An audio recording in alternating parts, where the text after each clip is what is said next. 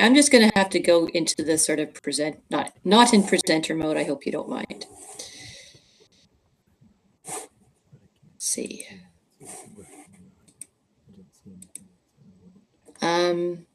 Yeah, so hopefully you can see this drawing or whatever of the cave. I assume you'll tell me if you're not seeing what I'm talking about. So what happens, in the fall, the bats move sometimes quite long distances. It can even 300 kilometers to go into a cave or other hibernation site. And it's important to know that we don't know where most of our bats hibernate. And you guys know a lot about caves, and there aren't a lot, especially big caves in this part of the world, unlike in a lot of places in Eastern North America where they have certainly caves that had tens of thousands of hibernating bats. And so for most of sort of the Western Canada and the Pacific Northwest, we don't know where a lot of our bats hibernate. We know there are some in caves, but otherwise they might be in cracks and crevices, in river valleys, rocky crevices, riparian areas. So that's part of it, makes it harder for us to track white nose, because if we don't know where they are, if you go into a cave and you find that they have white nose or they're dead bats, it's a really good warning sign, but we don't know where most of our bats hibernate. So what happens is find many hibernating under bridges? Like we kept hearing that found under a bridge, but no, it's the temperature would be too cold. So yeah, bats like it to be probably just a few degrees above zero and stable, like the caves, and they like high humidity as well. So they may use bridges and trees in the summer, but those places don't give them enough thermal insulation in the winter. So that's why, there aren't that many good places for bats to hibernate, and why these caves are so special. And so the bats will do what's called a swarming behavior in the fall, which is when they mate. They have delayed fertilization that happens later in the spring. So this is an opportunity where males and females will mingle. They might go in and out of a cave, and then they might move to a different hibernation site. So if they're going into the cave that has the fungus, and then they move to another site, and that's basically how it's spread from bat to bat across the continent. And so, and they are active, right? They're active in September. They may be using the cave, but they're going to come out and feed as much as they can until there aren't any bugs left, because they need to fatten up. And so by early winter, hopefully everything's okay. But late winter, if there's enough fungus in the environment, it'll start to get on the bats and penetrate those tissues. And that's when the bats will become aroused. And remember, everything's really slow, right? Their immune systems are suppressed, so they're really vulnerable. And some bats will die because they arouse. Some bats might survive. As I said, if they don't get a very bad dose of it, or they get it right at the end of hibernation, they're going to be able to come out at the end of winter or spring. I mean, they're still hibernating now, right? We haven't got spring yet in a lot of Alberta. And within a matter of weeks, all signs of the disease will disappear, because they are no longer in an environment that is conducive to the fungus, and they're able to eat and replenish.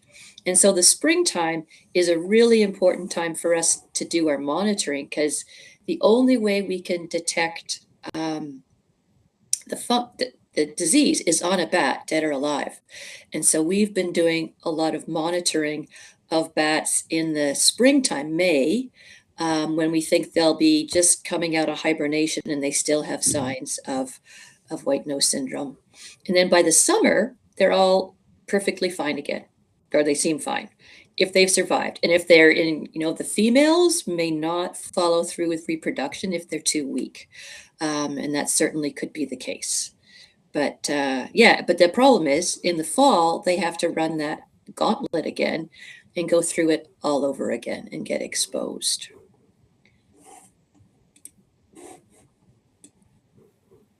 So you may know this too, that the fungus PD is native to Europe and parts of Asia. And so we think the bats kind of evolved with it, so they're not bothered by it, or perhaps there was a time when it did cause bat populations to decline, but any bats that had some natural resistance were able to survive. And so we don't see the presence of the fungus causing white nose syndrome in Europe or China. But then it's a totally novel fungus that comes to North America. Our bats haven't evolved with it, and we've seen this terrible decline and spread. And having said that, in this next slide, so the blue moving from the east to the west, it was a cave in New York is where the first case of white nose syndrome was detected. And this is a map of actual white nose detections. Remember, you can have the fungus in the environment and not cause white nose. So typically we detect the fungus before we detect white nose syndrome on an actual bat. And so it spread, millions and millions of bats have died, unfortunately. But since it's been 20 years since it first hit our shores, there's a little bit of good news. Some bat populations are starting to stabilize and even recover. But over 90% of bat populations, or 95% in some cases, died. So you've got a tiny amount of survivorship, and the bats only have one pup a year. So it takes a really long time for recovery. And so this map has not been updated with the latest white nose detections in our Rocky Mountain caves. So that still needs to be done. And this is just the fungus, so PD. And what I wanted you to see here is in Alberta, we now have detections all the way up to Fort McKay. And again, we don't have where the hibernation sites are. So the fungus. That's not wood buffalo. That's just Fort McKay. No, it's still, yeah, it's kind of, they take a larger area. It was found in Fort McKay. Yeah. But at this point, especially now that we've been into 5 caves now in the Rockies, and they all have varying degrees of white nose syndrome. So it's quite likely, I would assume that any cave in the Rockies is likely to have the fungus and could lead to white nose syndrome in the bats. So the next thing I just wanted to tell you about is how we detect it. So the first PD or fungus detection was in 2022 down in southeastern Alberta. And Katie asked about bridges, and they've been a really great tool because lots of bats use bridges. Sometimes they just kind of hang out there at night. They don't roost there during the day, but they always leave us guano. And from the guano, we can have it sent away and do analysis that shows if the fungus is present. So if they've been exposed and they come out in the spring, they're hanging at a bridge, they're grooming, they're taking it in and kind of pooping it out in their guano, so we can find the PD or the presence of the fungus. And that's how we've been getting most of our detections, and it's sort of our first line of how we find the fungus. If we're catching bats, we can take wing swabs and similarly have those sent away and tested with qPCR. But obviously, it's a lot easier to check bridges as opposed to, because bats are hard to catch. As I mentioned, we have been doing a spring capture work for several years in southeastern Alberta, because that's where we first detected the fungus. And not surprisingly, we knew Saskatchewan got a detection before us, so we figured that's where we'd first find it. And so we got our first detections in May of 2024. And what you're seeing in this image, it's under a UV light. And so to the naked eye, this bat wing looks totally fine. But under UV light, it shows places where the fungal hyphae have penetrated the wing tissue. So they have this telltale orange spots. And the bats that are, I'll show you, unfortunately, that are really badly affected. So this is just 1 year later, they're covered. This, and same with when we were in the caves looking. Again, you look at the bat with the naked eye, it seems okay, but you open the wing, shine a UV light on it, and it's just covered with this patchwork of orange showing this is where the fungal hyphae have been. So the bats that we captured for, and you can also see, this is under regular light, that they get tears and holes in the wing once because the infection's so bad. And you can see that the wing margin itself is starting to retract. The good news is holes and tears will repair themselves, but still the bats are coming out of hibernation. They're weak. We don't know, this might affect how easily they can catch insects. As I mentioned, if they're really weak, they're probably, if they're females, I don't think they're going to have the energy to follow through with producing a pup. And these are the survivors that we caught. So, and especially down in southeastern Alberta, we don't know where they're hibernating. They're not coming from Rocky Mountain caves, probably a bit too far. So there could be a lot of bats in hibernation sites we don't know about that died, unfortunately. And just speaking about those Rocky Mountain caves, this photo is Greg took this photo. So some of the things we saw, we went into Catamount in February, and we were greeted with a really terrible sight, which we started finding dead bats in the snow. We kind of collected them. There was more.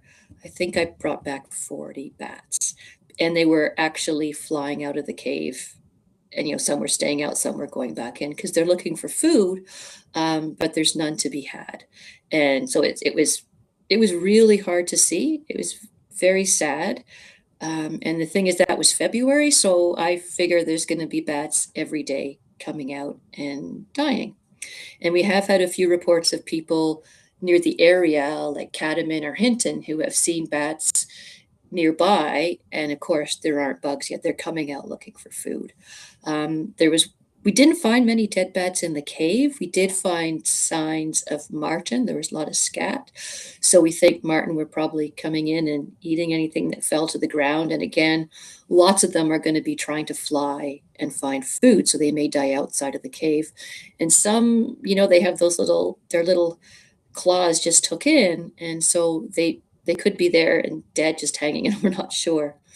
And we did start seeing bats with the white nose. So that's kind of where we're at with the caves. I thought this might be a good place to stop and see if you had any questions. If you want me to talk more about some of the things we're trying to do to help the bats, I'm happy to do that as well. So, so maybe I'll stop presenting for a minute so I can answer questions.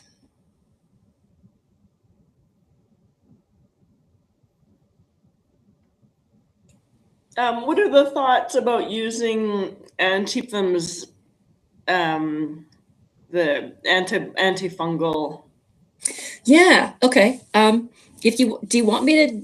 My presentation talks about that a little bit too. I just didn't want to take too much time if you weren't interested in that. If you're just more interested in implications for caving, do you want me to briefly go over some of the options of what's being done and what we're doing?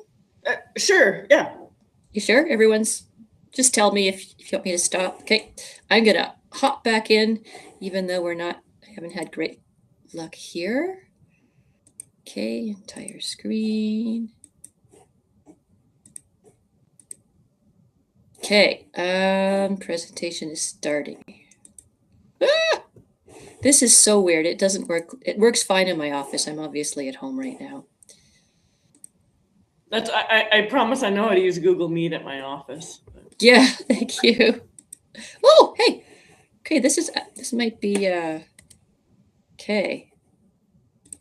Except now this is not the screen I wanted to share. Let's try. Okay, are you seeing this screen again with the pictures that Greg took? We're back at the beginning slide.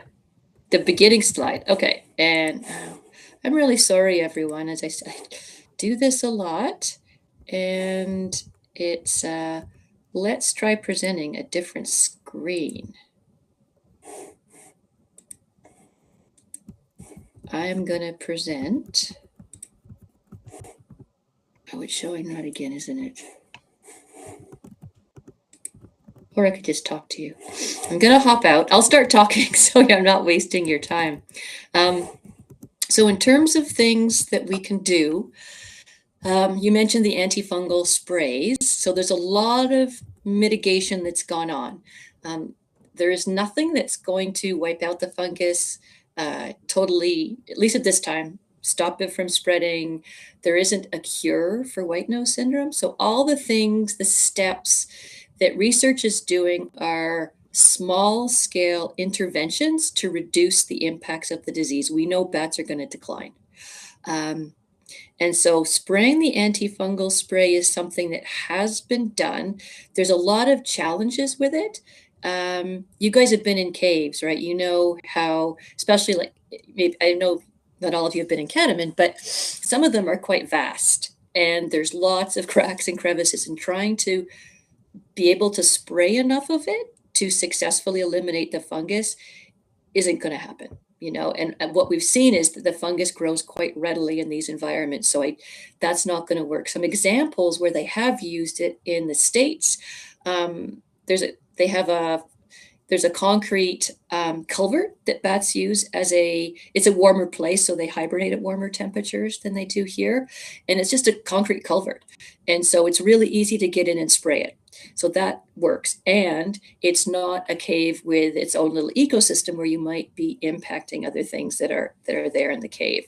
So we don't think that's going to be an option for us. Practically, I don't think it's going to work. And we do have to be careful with caves, and if there's anything else we might unfortunately impact. The other thing is there's various ways, and you may have heard UV light can kill the fungus. Again, it's really challenging in a cave, a big cave, and you're not going to reach it all. They are testing it in places using kind of these industrial size lights that hospitals use. Again, in most of our places, it's totally impractical. We wouldn't be able to reach very much of the fungus. So there's an oral vaccine that seems to hold that's been showing some success, but you have to catch the bats and actually feed it to them. And so what we started using last year is what's called a probiotic cocktail. And some researchers found a few years ago from a consortium of universities and groups that there are naturally occurring bacteria, not fungus, bacteria that are found in the environment like soils and sometimes on bat wings. And when isolated, these bacteria repel or reduce the growth of the fungus. And while I'm talking to you, I'm just going to switch my screen up and see if I can get that one lined up. So the next time I can bring it up and show you. Was that a bacteria they found in caves, or? It's found in soils, and yeah, it's found in soils and is sometimes found on bat wings. And so I'm just totally messing up right now. I'm not sure what screen you're seeing. Are you just seeing the regular screen, or are you seeing? I just see you.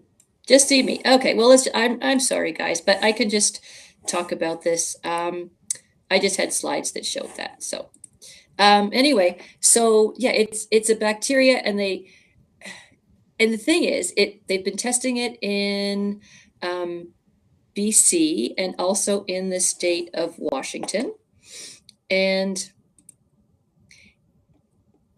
they're treating it by, what we do is they make a solution and they spray it into the roosts where these female bats have their young in the summer, because they can't spray it in the winter because the bats are too vulnerable.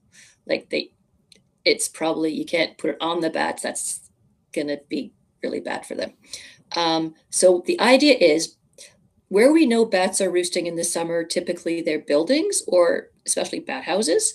So when the bats are out flying, this probiotic cocktail is sprayed into the bat house. And then when the bats go back in, it gets on their wings. And ideally, those bacteria become part of the wing microbiome. There are other bacteria and other things in the bat wing. They have their own little microbiome. And ideally, that will help protect them when they go into a hibernation site that has the fungus by repelling or reducing the fungal growth.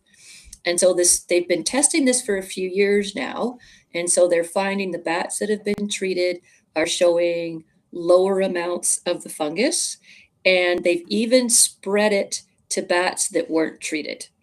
So the indications are this bacteria is becoming part of their natural wing. I keep using the word microbiome.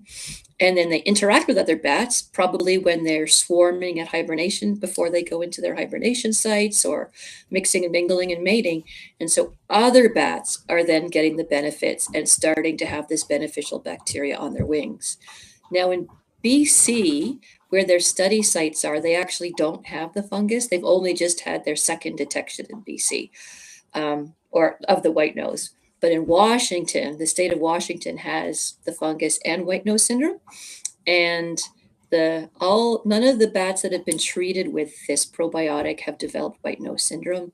Whereas at some of their control sites where bats aren't treated, they have been developing white nose syndrome, and treated bats, again, showing much less of the fungus. So it's all very encouraging. Keep in mind that it's only a small amount we can reach, but what we're trying to do is, if we can just help a few more bats survive hibernation and come out and reproduce, we're reducing the impact of that decline. And so we started treating with the probiotic at 2 areas in southeastern Alberta. One's a camping area and one's another kind of park area where there's a lot of bat houses. They've been monitored for a while. The good news is we sprayed them all. We're going to have to wait till this year to see how hopefully the bats are coming back. The bad news is that we can count bats in the bat houses. So that's been done for a number of years. And when we did the count in 2025, the population was down by about 80%. It's a very rough estimate because bats move around a lot, so it's not a precise metric. But clearly these are the bats where we first detected the fungus in 2022 and then first detected white nose. And so it's taking its toll on that population. So hopefully we're not too late to help them. We're going, and I say we because it's the government working with the Wildlife Conservation Society Canada. Some of you may have crossed paths with Corey Olson, who does a lot of this work. And so we're working together, and his organization helped to develop this probiotic was first used in BC. Oh, and I should add, before we started applying the probiotic here in Alberta, we took swabs of bat wings to make sure the bacteria were present here in Alberta. So we weren't introducing another foreign agent into the environment. So so some of our bats do have these bacteria on them, but they may not have enough or the right combination to repel the fungus. They found that there's a combination of 4 strains of bacteria that are really effective. So we know they exist in the environment, and we're just trying to supplement the bats on their wings with these probiotic. And so looking at funding to go back next year, and we're going to be out in the spring or May, and we'll catch bats. We're also going to be swabbing. We did swab the bat houses that were sprayed to see how long that probiotic lasts. We don't have the results back for that yet.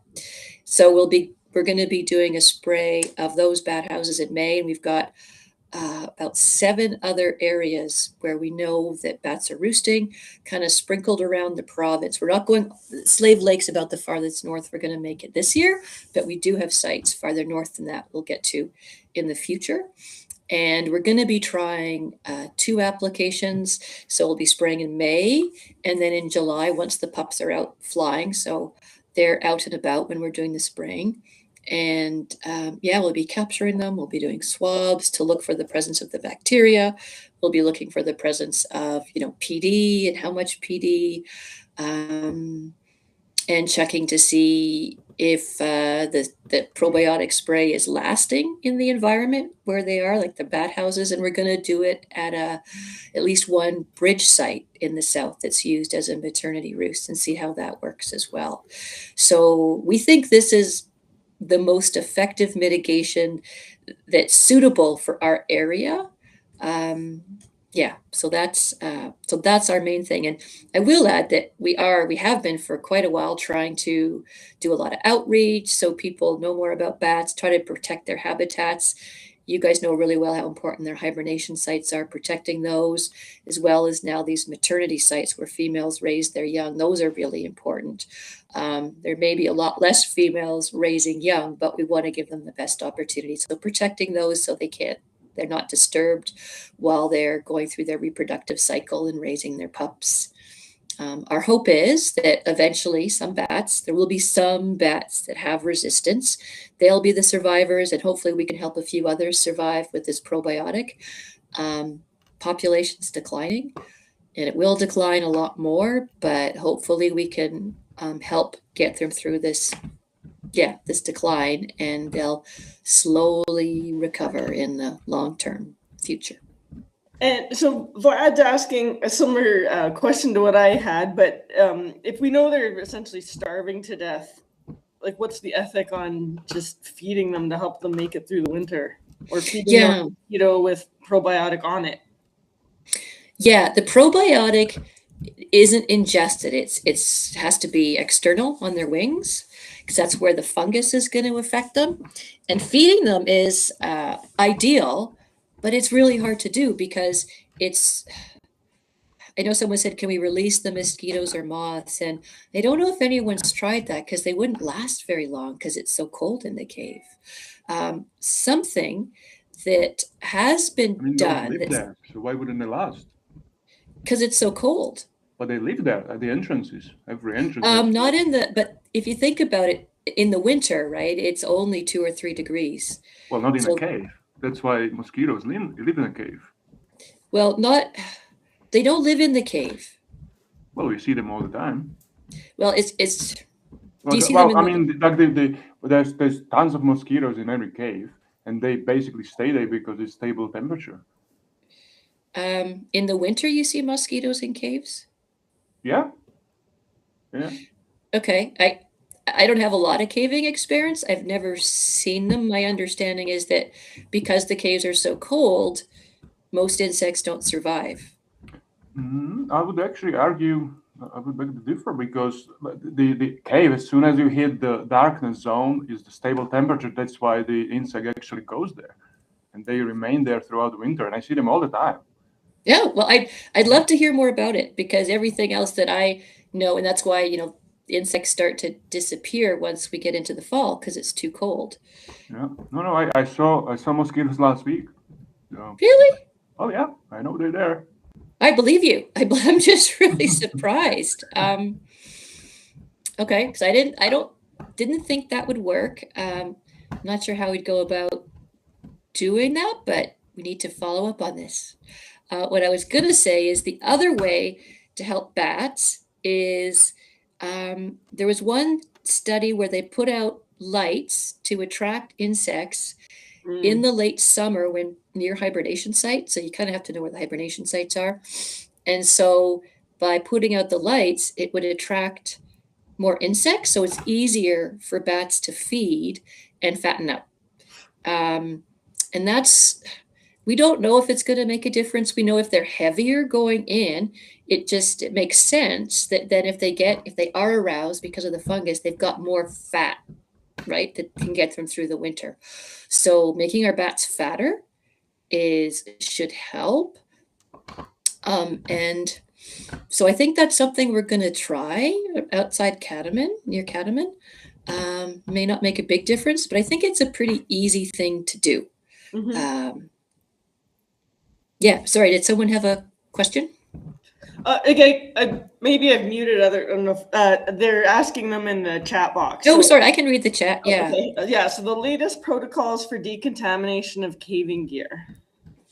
Oh, okay, so let me go through. So we talked about the bugs, so I need to follow up on that. Do bats have a symbiotic relationship? That's a good question. I don't think so. I think it's because the bats are just genetically resistant, and it is genetics that is allowing the bats that are surviving, the few bats that are surviving here in North America. And I don't know if I'd call it a symbiotic relationship. It's not deleterious. Certainly the bacteria don't harm the bats. So maybe they do have something similar there. From what I know, this has just been researched in North America. And yeah, the question about treating every cave as if it has PD, I think we're at that stage now where we should. And yeah, I do think it's mostly bat to bat.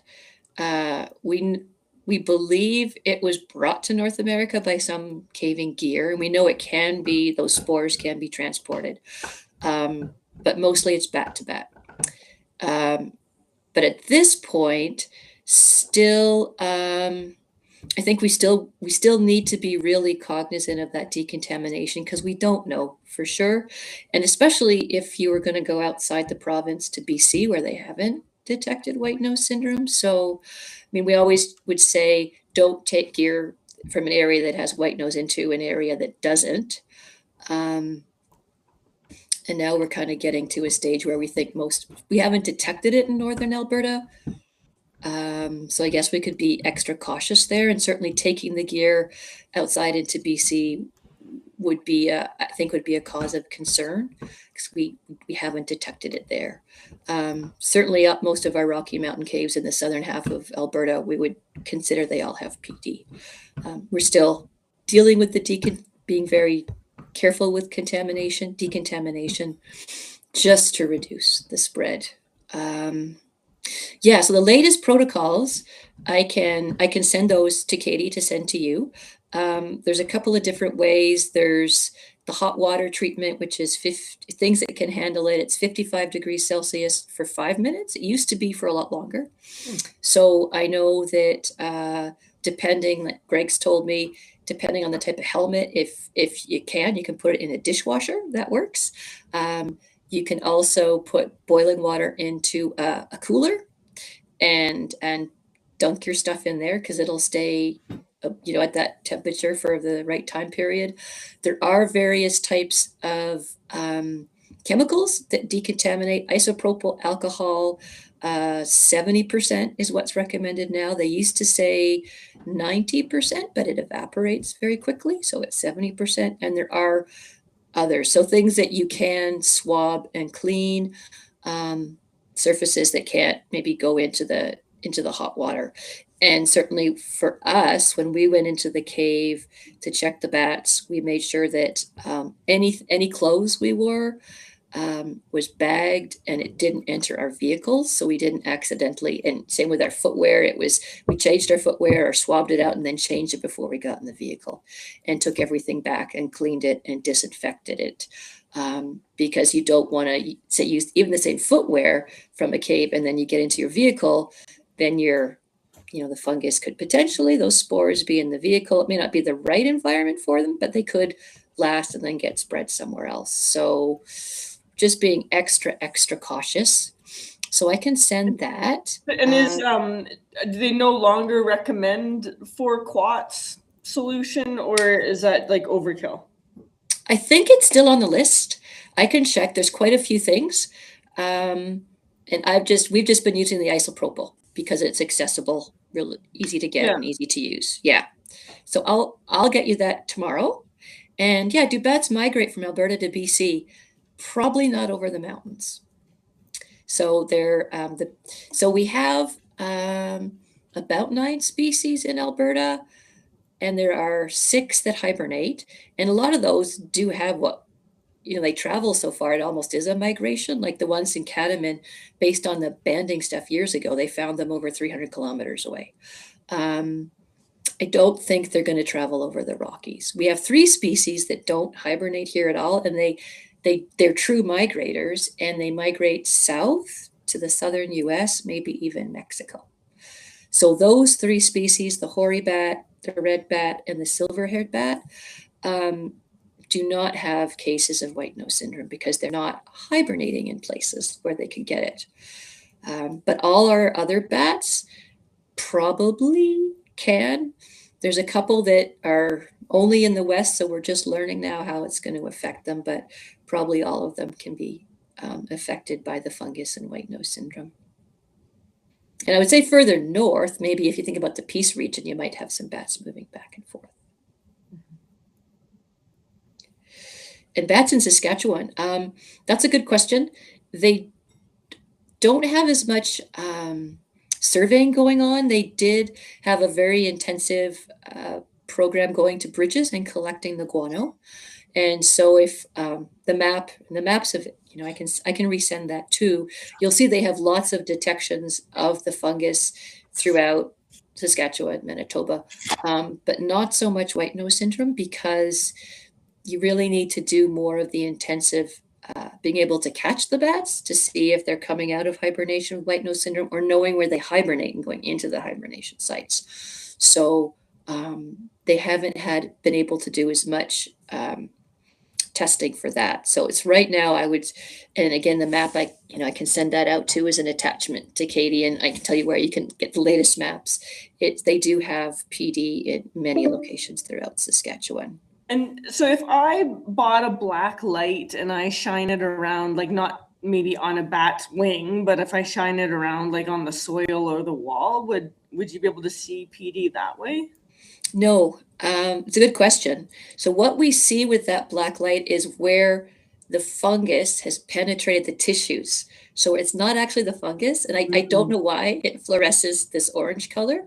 And so when we were in Catamount, and there was a bat that was hanging close, and we used the light, we couldn't see anything on it until we actually pulled the wing open. And then you could really see. You might be able to see it on the nose of the bat or the tail, but if the wing's all folded up, you don't see it. And then when it gets really bad, you see the white fuzz. So a lot of the bats that, if just to the naked eye, might look fine because they don't have the white fuzz yet, but they do have signs on all these tissues where there's no fur that the fungus has penetrated, and that's what wakes them up. Yeah, and there's a point here about the 90% about isopropyl, and just they recently found 90% isn't as good as 70% because it evaporates so quickly. So yeah, it's been interesting watching, even though we've been going through this or dealing with PD for a long time, they still, even last year, came up with some modifications to what those were. Yeah, and as I'm planning a couple of trips this year to Vancouver Island, so I'm gonna have a completely different set that I'm wearing in BC, and I'll just buy new rubber boots for the island. And just totally separate. Yeah, and that last comment about best practice is not to let caving gear from Alberta go into BC. I agree with that. I don't know. I'm fairly certain BC would be promoting the same decontamination practices, and it's perhaps even more important there. And how deep into BC? I would say like anywhere in BC, you have to be really careful. Yeah, so I think he's more referring like there's a lot of caves in the Crow's Nest Pass, and then okay, just on the other side in Fernie. So it geographically they feel very close together. Yeah, that's a good question. I don't know because it's still kind of a lot of mountains to go through. It might be close enough, but at this point, my best guess is the bats aren't moving that far, so they won't be moving the fungus into those caves, like over the passes. But that is something that I have, I talked to the BC biologists too, and I can see where they're at with that. I don't know if they know of any caves where bats hibernate in BC, or hardly any. So those caves may not be suitable for hibernation. If you have any information on that, that would be great to pass along. Yeah, like so the ones in the Fernie area are higher alpine. We put out detectors like in the BC in the bat caver days, and we did not get any positive results. Yeah. Yeah.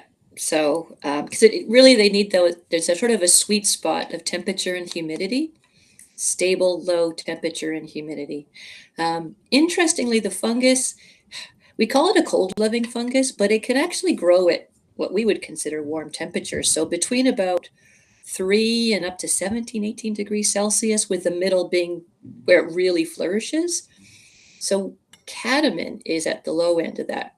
We've had various temperature sensors from 2, 3, maybe even 5 degrees. So, I don't know, maybe I was foolishly hoping it was going to be too cold for the fungus because it's at the very low end of where it grows, but cadmium was rife with it. We, based on a swab from a bat last year, we did detect the fungus. Again, there was no other signs. Bats look good. This year was a totally different story. Having said that, the population was similar, if not a little bit higher. We usually count, I'd say, roughly 1,600 to 1,800 bats. Again, you guys know caves. It's hard to do a proper count, but it's been fairly consistent. And we actually got a little more than 1,800. But what was really noticeable is, whereas normally you might only find 2 or 3 bats that are in that first, that kind of close to the entrance, there were hundreds. So they were presumably moving closer to that entrance because they were planning to go out and look for food. So they're moving around. So still lots of bats in the cave. I think we're going to see a big difference next year because they're going to be dying. Yeah. Yeah. There's a question about white nose and Kosiwick. Right now, that's a good question. So Kosiwick listed 3 species of bats: the little brown myotis, the northern myotis, and an eastern species, because of white nose. And that was before white nose was in the West, and there are species here that aren't in the East. So that's a potential. I haven't heard of them being on any lists right now.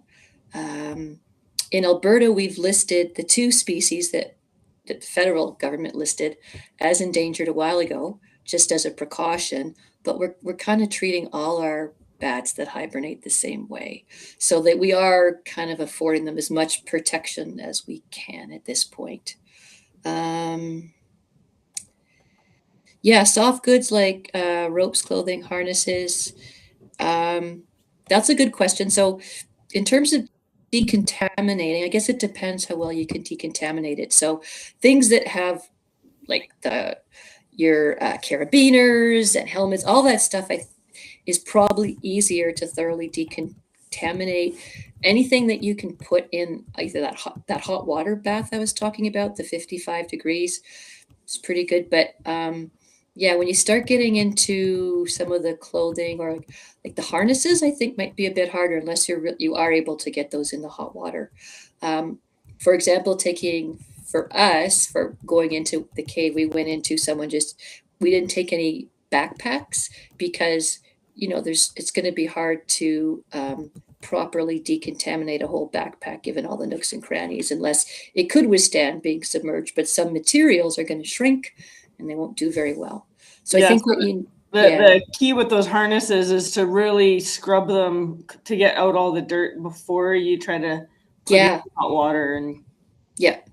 And that's another thing that with the information I'll send you that is probably in the older ones too, is to scrub all the dirt out first. And so I actually take stuff with me to the cave. So when I come out of the cave, I try to scrub it all off as much as I can. And I have the isopropyl alcohol and just scrub it and clean as much of the dirt off as possible first. So that's really important too. So we're leaving the dirt at the cave, and that also means it's going to be more effective for decontamination. Someone asked about bleach. I don't think bleach is on the list. It's funny, they use that for some other issues, bacteria that are issues for amphibians. So doing pond surveys, we use a 10% bleach. Again, I'll send that out, and so Katie can send out what the latest decontamination chemicals are. As I said, I've been using isopropyl and the hot water. Yeah, I'll send that out to the group. Yeah, it is telling me that we might get kicked out, but okay. We've got one more question about what changes we expect to see in the ecosystem. So what did we learn from the East when they lost their bats? Yeah, more bugs, less bats and more bugs.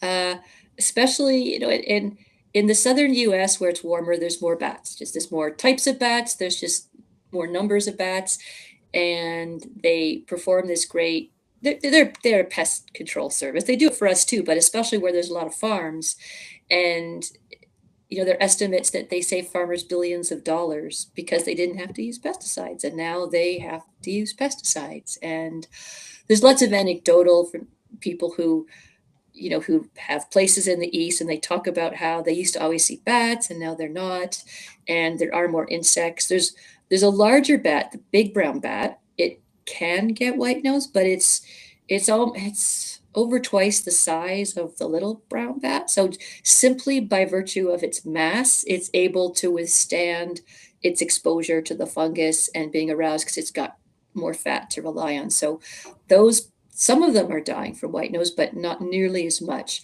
So that's maybe an opportunity for those bats. There's the one large species of bat there. They might be kind of increasing their numbers and stepping up and filling that void of where the other bats were. So yeah, there's sort of a trophic cascade, and we're going to be learning more about that. So maybe if there's now more of certain types of insects, that's going to affect other insects, other species. So mostly it's probably more bugs. And then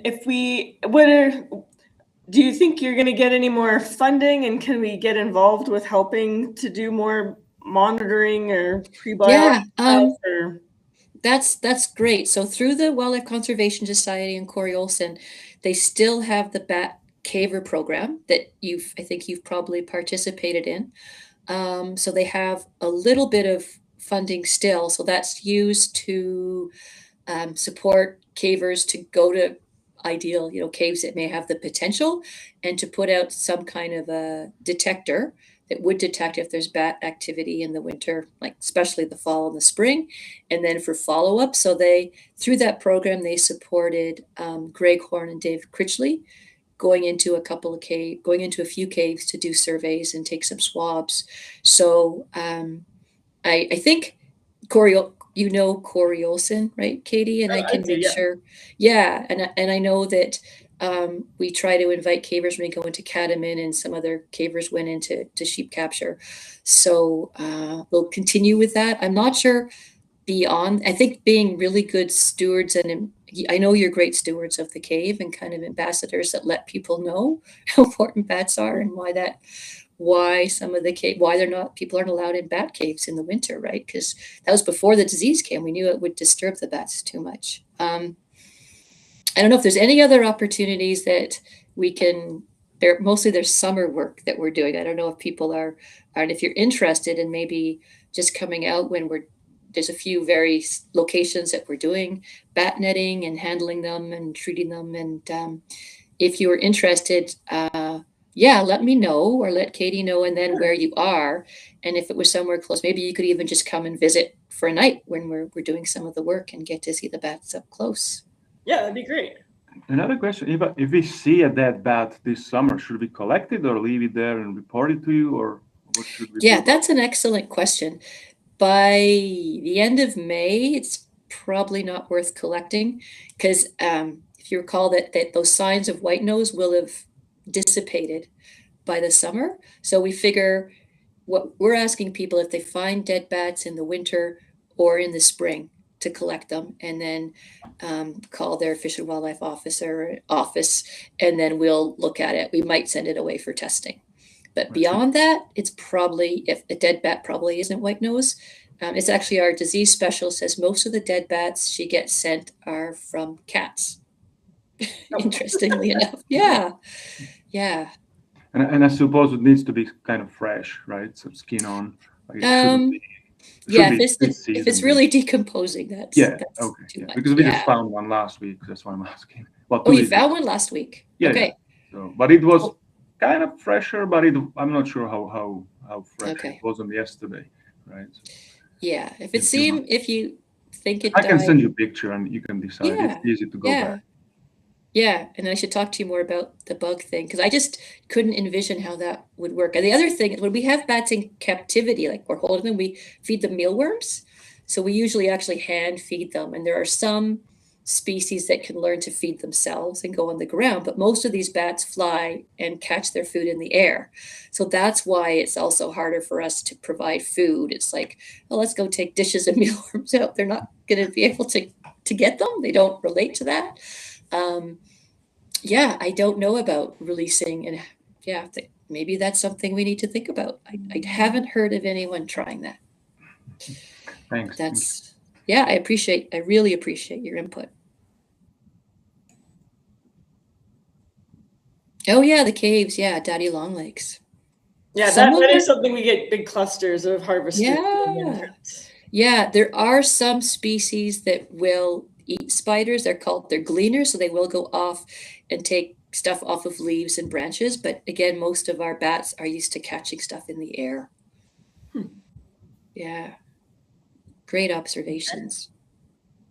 Yeah, and thanks so much, everyone. I really appreciate your time, and I'm here for questions. Just, either Katie can send my information or And did cut.